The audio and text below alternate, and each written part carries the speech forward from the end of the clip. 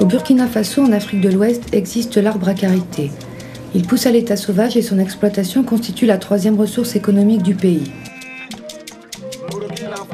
Les noix issues de cet arbre produisent après transformation la principale huile alimentaire locale. C'est une activité ancestrale qui se transmet uniquement de mère en fille.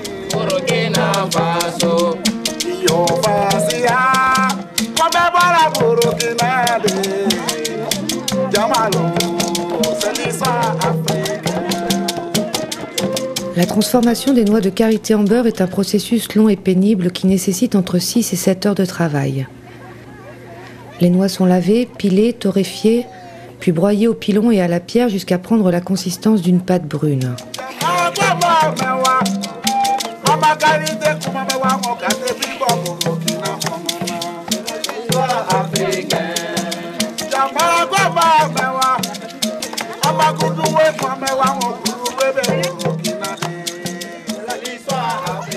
Ensuite vient le barattage de cette même pâte qui, après de longues minutes, produit une émulsion blanche qui sera à son tour nettoyée, débarrassée de ses impuretés puis cuite et filtrée, pour enfin obtenir la précieuse huile qui se transformera en beurre en refroidissant. Depuis quelques années, ce même beurre est exporté en Occident pour la fabrication de cosmétiques, notamment dans le cadre du commerce équitable.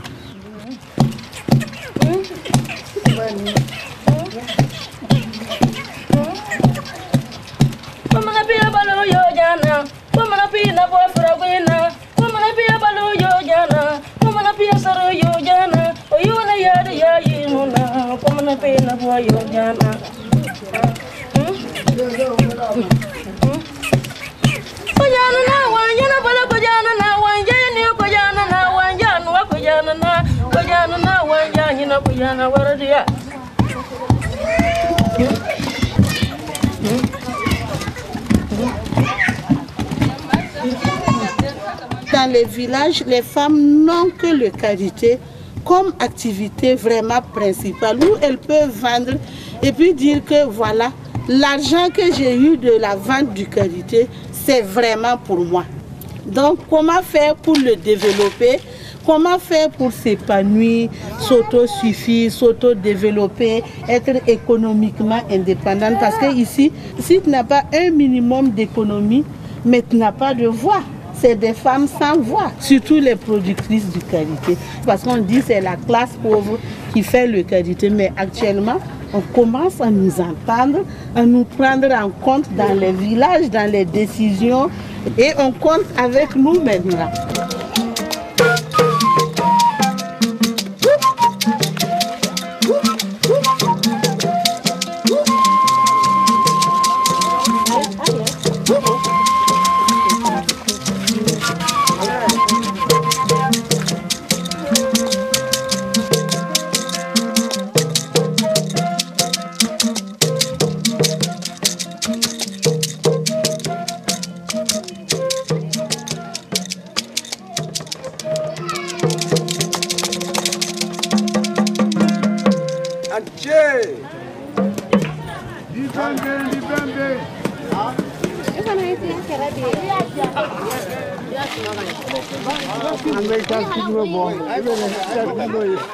Le Burkina Faso a un potentiel très important en matière de karité.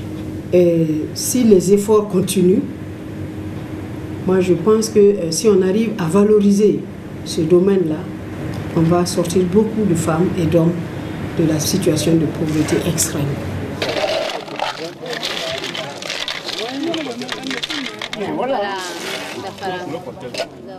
Benoît Parnaudot est un navigateur militant. Pour le Vendée Globe, il a offert le nom de son bateau à l'association Max Havelaar, label du commerce équitable. Souhaitant découvrir la réalité de ce système sur le terrain, il est venu étudier cette filière qui bénéficie d'un programme de soutien gouvernemental.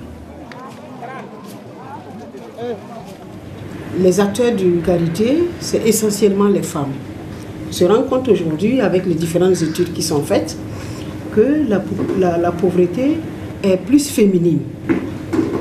Alors, tout ça justifie les efforts de l'État pour promouvoir la femme au niveau économique, au niveau social, pour qu'elle puisse prendre l'envol du développement. Une femme habillée ici, elle se réveille à 4 heures, elle chauffe l'eau, elle balaye la cour, elle fait les bouillies pour les enfants, elle part chercher de l'eau, elle vient piler le mil pour le repas du soir. Il faut aller aider le mari dans le champ pour s'aimer, pour labourer. Et c'est dans la soirée, si tu reviens du champ, maintenant tu as l'occasion, tu passes en gros, tu ramasses un peu, et tu reviens à la maison pour la préparation du soir. Ici, les femmes sont les dernières à se coucher et sont les premières à se réveiller aussi.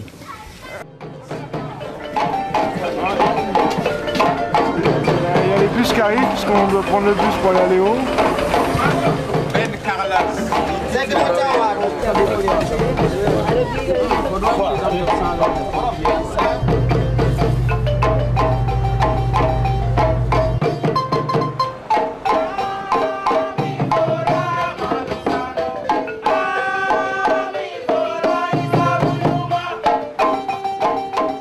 Léo, c'est en langue locale, veut dire la terre humide.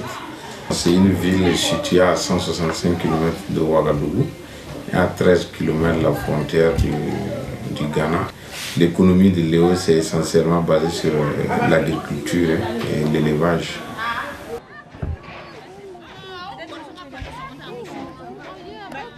À Léo, la coopérative UGPPK regroupe 1800 femmes qui produisent du beurre de karité pour l'export. Une partie de ce beurre répond aux normes de l'agriculture biologique et du commerce équitable.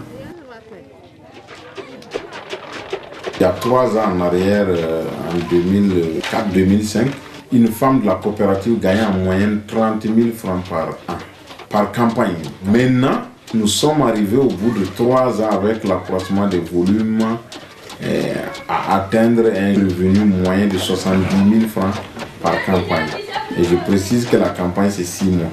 Et je veux aussi préciser que le seuil de pauvreté au Burkina Faso est situé à 83 000 francs CFA par an.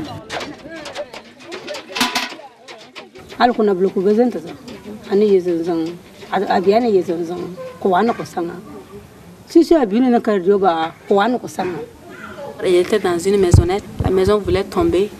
Et grâce à l'union, grâce à la participation aux commandes, elle est arrivée à reconstruire une maison. Donc ça, c'est vraiment quelque chose qu'elle ne peut pas oublier dans sa vie. Et c'est parce qu'elle est productrice, elle fait partie de l'union. Et deuxièmement, ce qui l'a vraiment motivée à aller s'adhérer aussi dans ce groupement, c'est que le cadre même, le cadre d'échange, puisqu'il faut rester toute seule dans la maison, tu es très soucieuse, il faut penser à demain, qu'est-ce que je vais vendre pour avoir le poisson, pour avoir tout ça. Donc le fait d'aller causer, échanger avec les autres femmes, en tout cas, c'était en même temps un cadre d'épanouissement.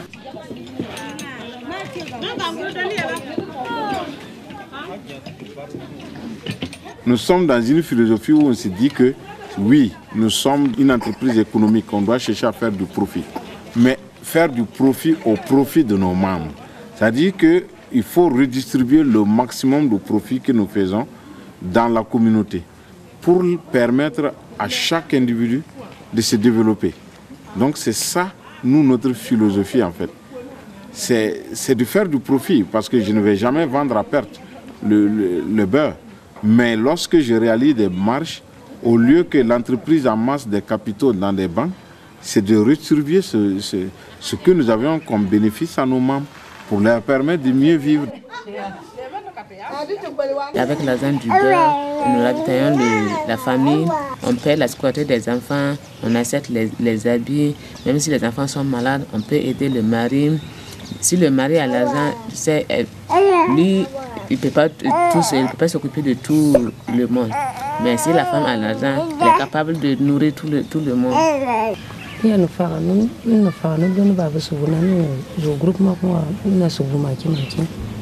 Elles disent qu'avant, on faisait des boules pour aller vendre dans les marchés locaux, mais maintenant, elles gagnent davantage.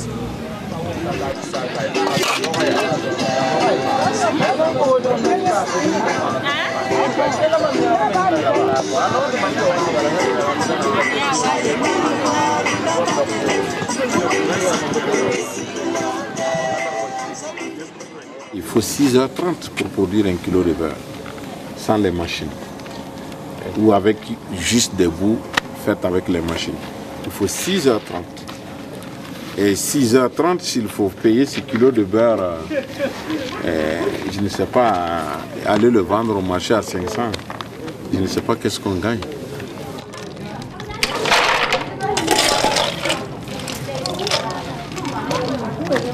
À Ouagadougou, capitale du Burkina Faso, l'Union des productrices de karité fonctionne selon les mêmes principes de redistribution. Il y a près de 4500 femmes qui travaillent avec nous et réparties dans 15 provinces du Burkina. Donc les femmes sont organisées au niveau des villages par maillon.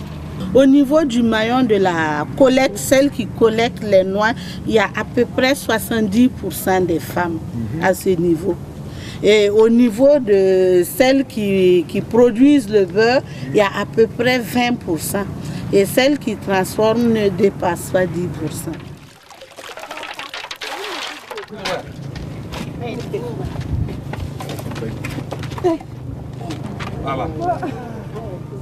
Dans ces coopératives, les décisions concernant la répartition des commandes ou l'achat de matériel de production sont prises collectivement en assemblée générale selon le principe « un membre, une voix ». Tout est fait de manière démocratique. Et pour avoir le droit de vote? Pour avoir le droit de vote, il faut adhérer à l'association, il faut partager les objectifs, il faut aimer et respecter le règlement intérieur, il faut payer ses cotisations, voilà, ses droits d'adhésion. Donc là, tu es à jour et tu peux avoir droit de vote.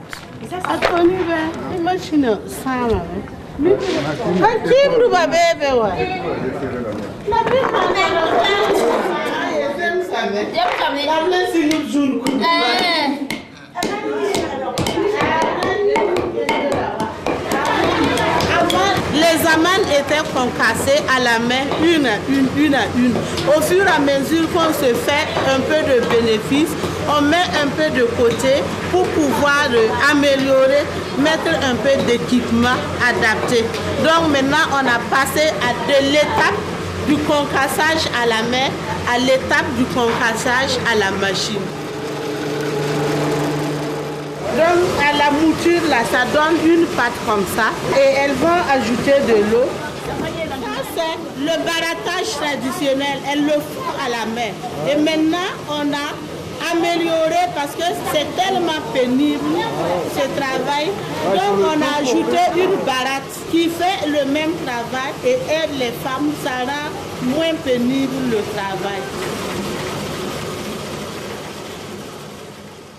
Voilà, maintenant comme l'activité a commencé à grandir parce qu'on a passé peut-être de 100 kilos, 500 kilos, 1 tonne et actuellement nous expédions près de 100 tonnes vers l'Europe, vers les États-Unis, vers l'Allemagne. Il y a plusieurs types de conditionnement. Ça c'est du beurre de 25 kilos. Dans des sachets alimentaires. C'est prêt à partir.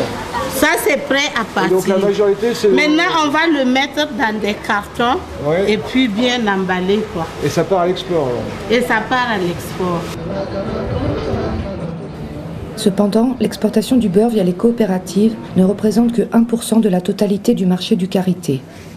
La grande majorité est exportée à l'état brut sous forme de noix pour des multinationales de l'agroalimentaire. Bon, la Psychotrope exporte directement aux transformateurs de chocolat. Nous exportons 20 000 à 25 000 tonnes d'amandes de karité par an, si la campagne est bonne. L'exportation massive de noix transfère la valeur ajoutée hors du pays et ce sont les hommes qui se chargent de ce commerce. Une chaîne d'intermédiaires fait remonter les noix collectées par les femmes depuis les villages jusqu'aux grandes villes. C'est la psychotrope qui avance l'argent. Bon, en fonction de ça, il nous donne un prix. Après ce prix, maintenant, moi aussi, je fais achat en fonction de ça et je gagne mon intérêt.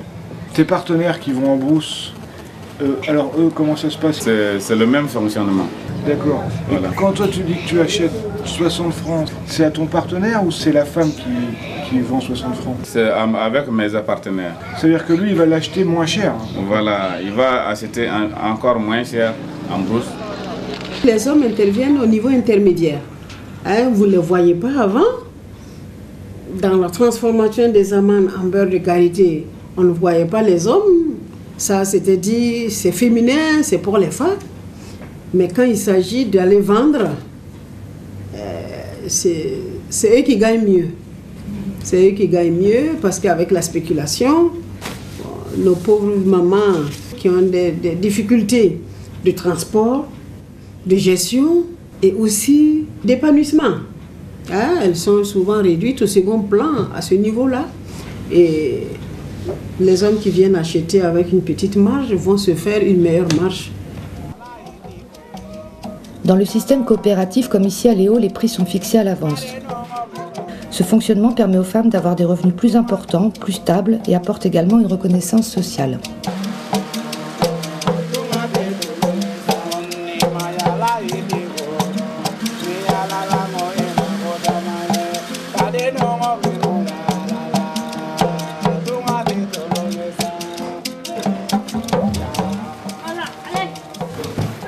Bon, nous, on a le prix minimum garanti qu'on fixe pour le conventionnel. Il est à 1000 francs pour nos productrices. Je parle de cette campagne. Pour l'équitable, il est à 1200. Et pour le biologique, il est à 1500.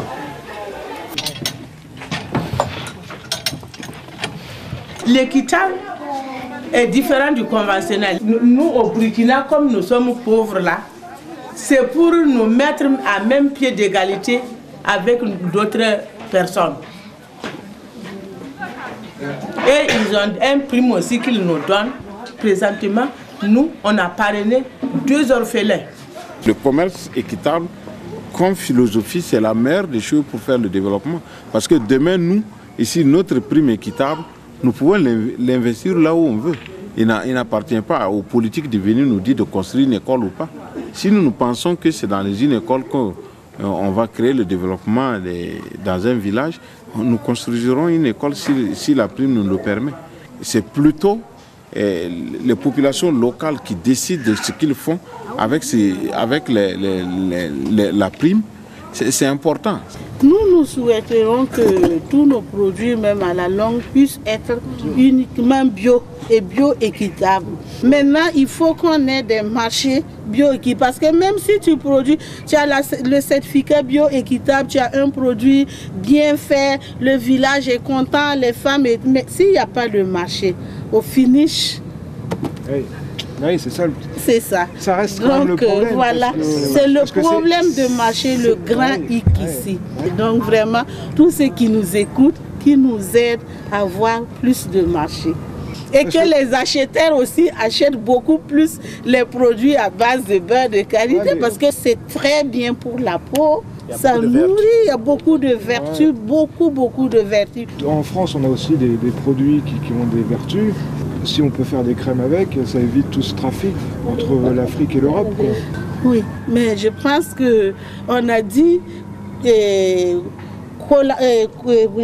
collaboration nord-sud. La coopération nord-sud, là, à quoi ça sert? À quoi ça sert? Mais si vous ne nous appuyez pas à faire tout ça, vous allez voir, au lieu que le bateau transporte du beurre, ça va transporter les productrices.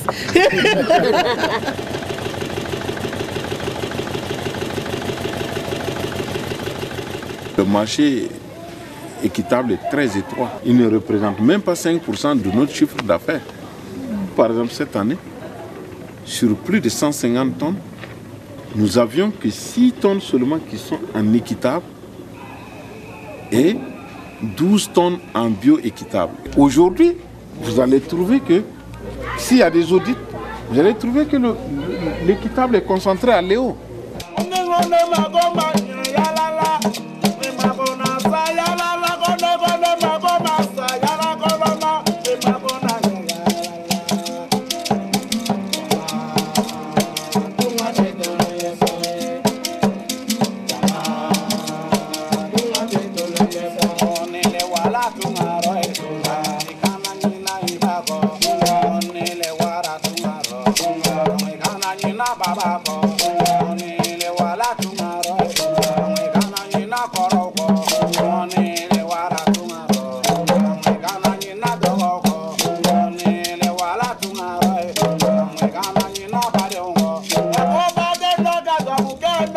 Moi, ce qui me dérange dans le commerce équitable, c'est surtout le fait qu'ils n'ont pas pris en compte les consommateurs du Nord dans le système.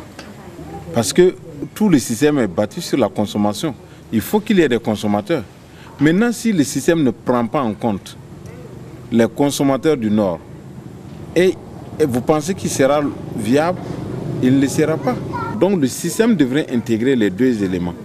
Tenir compte du fait qu'on achète à des petits producteurs pour quand même leur permettre de gagner leur vie, mais faisons en sorte que chez nous aussi, une plus grande partie de la population ait accès à ces produits.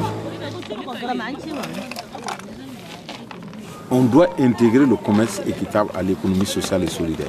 Parce que non seulement en économie sociale et solidaire, on va toujours continuer à acheter à un juste prix, mais dans les entreprises d'économie sociale et solidaire chez vous, vous allez intégrer des gens qui vont avoir de l'emploi, qui vont pouvoir se nourrir aisément.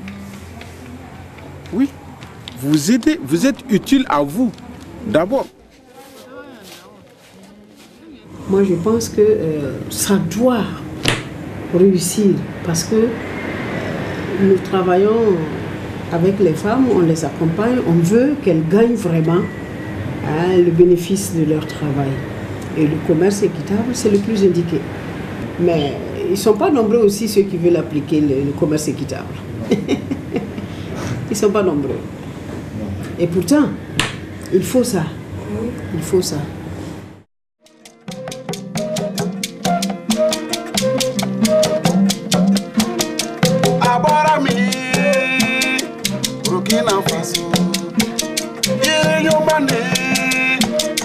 Burkina Faso, c'est tourné.